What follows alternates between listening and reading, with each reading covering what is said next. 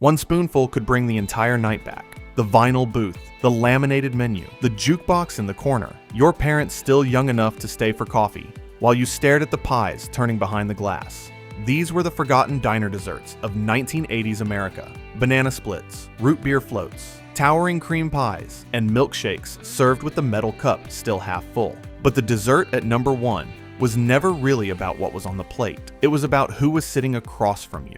Back in the 1980s, places like Denny's, Howard Johnson's, Friendly's, Shoney's, Big Boy, and countless local diners offered more than hamburgers and blue plate specials. They offered a booth where families could stay a while.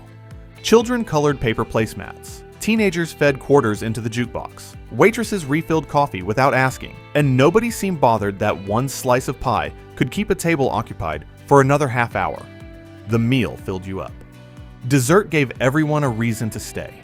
These are 15 forgotten diner desserts 1980s America used to order after every meal.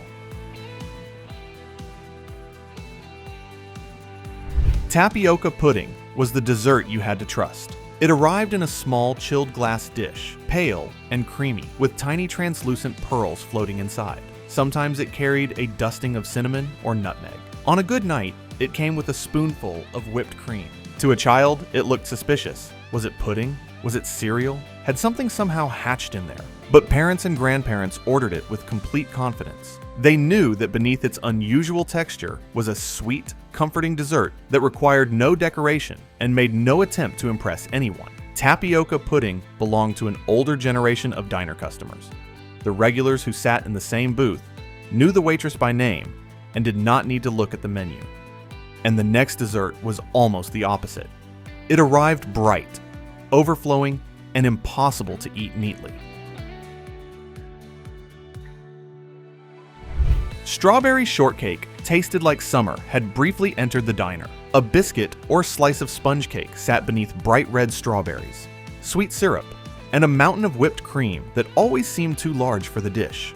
The challenge was constructing the perfect bite. You needed a little cake, one piece of strawberry, enough syrup, and just enough whipped cream to hold everything together. Families ordered it after Sunday drives, shopping trips, and warm evenings when nobody felt ready to go directly home. It was seasonal, colorful, and slightly messy. And unlike the plastic-wrapped desserts of today, the strawberries rarely looked exactly the same from one visit to the next. But the next slice always seemed to belong to the adults. As a child, coconut cream pie looked like something grown-ups understood. It sat behind the glass with its thick cream filling, flaky crust, and tall layer of whipped topping covered in toasted coconut. While children pointed toward chocolate cake, a parent or grandparent calmly ordered coconut cream pie with black coffee. No hesitation, no debate. It was sweet, but not too sweet, rich, but somehow still respectable. And eventually, something strange happened. You grew older, tried a bite, and suddenly understood why your father or grandmother had ordered the same slice for years. Coconut cream pie was one of those desserts adulthood slowly explained to you. Bread pudding was proof that diners could turn yesterday's ingredients into tonight's reward. Chunks of bread were soaked in custard, cinnamon, sugar, and sometimes raisins, then baked until the top became golden while the center stayed soft. The best versions arrived warm, covered in vanilla or caramel sauce. It was not glamorous. It did not tower behind the glass or arrive with a cherry on top. But on a cold night, few desserts felt more comforting. Adults often ordered one serving for the table, announcing that everybody would only have a taste. Then the spoons appeared, and within a minute, the dish was empty. But the next dessert made an ordinary diner meal feel like a genuine occasion. Cheesecake was the fancy slice. It was ordered after birthdays, school concerts, good report cards, or those family dinners where the adults were quietly celebrating something the children did not entirely understand. The slice was dense, pale, and perfectly smooth, with a graham cracker crust and bright strawberry topping spooned over the top. Sometimes there was one maraschino cherry placed in the center, as if the diner wanted you to know this dessert had standards. Cheesecake cost a little more than pie, and that small difference made it feel important. One slice often arrived with several forks. Nobody admitted they wanted very much, yet everybody somehow found room for another bite. And coming next was a dessert that was part drink, part ice cream, and part emergency. The root beer float fought back from the moment it arrived. A scoop of vanilla ice cream dropped into a heavy glass mug caused thick foam to race toward the rim. For the first 30 seconds, eating it felt less like dessert and more like containing a spill. Children attacked it with both a straw and a long spoon, trying to drink the root beer before the foam overflowed while also rescuing the ice cream before it completely melted. The result was a sticky glass, a wet paper placemat, and usually at least one warning from a parent to slow down. Nobody slowed down. The float was too exciting for that. But while children chose the loudest dessert possible, the quiet regulars often ordered the next one. Rice pudding never demanded attention. It sat in a simple glass cup, sprinkled with cinnamon, and filled with soft rice and raisins. It was usually ordered by someone who had been visiting that diner for years. Maybe your grandfather selected it after the same roast beef dinner every Saturday. Maybe your mother remembered it from her own childhood and insisted you try one bite. Rice pudding was not the dessert you discovered. It was the dessert you inherited. It carried the flavor of cafeterias, church suppers, family kitchens, and restaurants where regular customers were treated like distant relatives. And the next dessert was impossible to ignore, mostly because one slice could feed half the booth. Chocolate cake arrived with confidence. The wedge was tall, dark, and covered in thick frosting, with enough layers to make a child believe finishing it would be easy. It never was. You ordered it with the confidence of a grown man and abandoned it with the judgment of a 10-year-old. The first few bites were perfect. Then the frosting became richer. The glass of milk became necessary. And your parents began watching for the exact moment you realized you had made a mistake. That was when someone across the table would say, "Are you going to finish that?" Of course, they already knew the answer. Looking back, the strange thing was not how large the cake was. It was how much time everyone had to sit there and attempt to finish it. Nobody placed a phone beside the plate. Nobody was checking messages. The waitress refilled the coffee. Children drew on placemats, and dessert stretched the evening a little longer, and the 7 desserts still ahead may bring back the strongest memories of all. Lemon Meringue Pie looked almost impossible.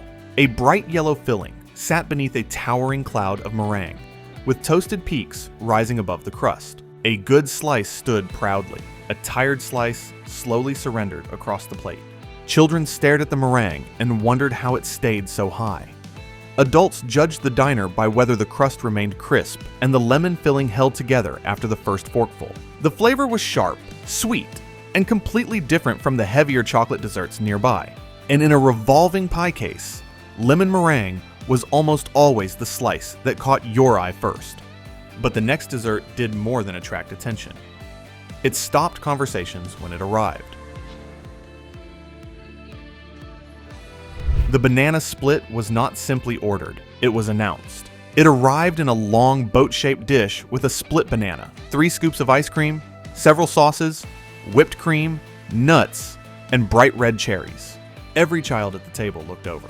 Children at nearby tables looked over too. For a brief moment, anyone who had ordered something else regretted their decision.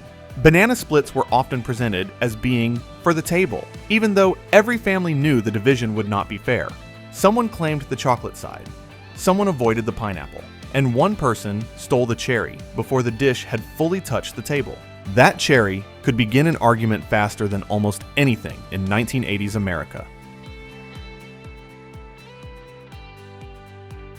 Banana cream pie was quieter than the banana split, but it had a loyal following. The slice combined soft banana, pale custard, whipped cream, and a flaky or graham cracker crust. It was cold, smooth, and familiar. Parents sometimes ordered an extra slice to take home, carefully placing it inside a small cardboard box. That box rarely survived untouched. Someone would open it in the car, Someone else would request one bite, and by the time the family reached home, the perfect slice was no longer perfect.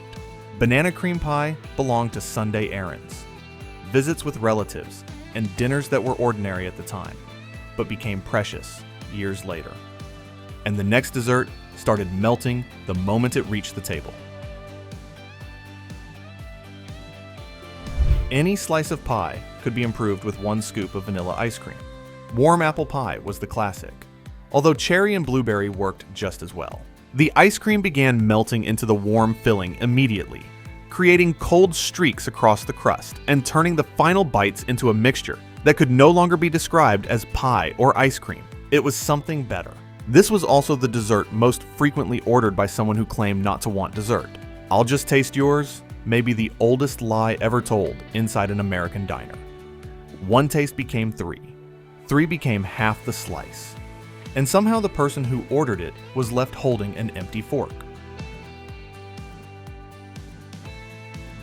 The Hot Fudge Sundae was the reward dessert. It followed school concerts, Little League games, good grades, birthdays, and Fridays, when a parent decided that simply making it through the week was worth celebrating. Vanilla ice cream arrived in a tall glass or metal cup, covered with warm fudge, whipped cream, chopped nuts, and 1 bright cherry. The hot fudge cooled against the ice cream and became thick and chewy around the edges. Children tried to ration it carefully, making sure every spoonful contained enough sauce. But the real memory was often the person who ordered it for you. A parent who was proud. A grandparent who rarely said no. Someone who made a small achievement feel important. The final 2 desserts were simpler, but they carried entire chapters of people's lives. The milkshake belonged to teenagers. Chocolate, vanilla, strawberry, or malted. It arrived in a tall ribbed glass, often accompanied by the metal mixing cup containing the extra portion. For children, that metal cup felt like winning a second dessert. For teenagers, the important detail was the second straw. A milkshake was affordable enough to share after a movie, a football game, or a long walk through the mall. It gave 2 nervous people something to do during moments of silence. There might be a denim jacket hanging beside the booth, French fries left on the plate, and a song playing quietly from the jukebox. Long before anyone called it a relationship, there was often a booth, a milkshake, and the question of who would take the final sip. But number 1 was not one particular flavor. It was the moment every child waited for. The most unforgettable diner dessert was the slice you chose through the glass. Apple, cherry, chocolate cream, coconut cream, banana cream, lemon meringue. The pies sat near the register, sometimes beneath clear plastic domes, and sometimes inside a revolving display case that seemed designed specifically to make children change their minds. You looked before dinner. You looked again on the way to the restroom. And when the plates were finally cleared, the waitress asked the question you had been waiting to hear. Anybody save room for pie? She often knew which one was freshest. She might warm the apple pie, add whipped cream to the chocolate, or place a scoop of vanilla beside the cherry. Then, the adults received another cup of coffee. The children received their slices, and the night continued. Maybe that is the dessert we truly miss? Not one specific flavor, but the moment before it arrived. Everyone was still in the booth. Your parents still looked young. Nobody was checking the time, and the evening had not yet asked you to hurry home. These desserts were present for more of our lives than we realized. They were there when our feet could not reach the floor beneath the booth. They were there after shopping trips, football games, school concerts, and long family drives. They were there when we were teenagers, sitting across from someone we hoped would become more than a friend. You can still make tapioca pudding. You can still order cheesecake, blend a milkshake, or place ice cream beside a warm slice of apple pie. But it is harder to recreate the feeling that nobody was in a hurry to leave. The desserts were sweet. The part we miss was the time around them. Which diner dessert brings back the clearest memory for you? And who was sitting across the booth when you ordered it? Tell us in the comments, and subscribe to Nostalgic Nation for more memories from the America we grew up in.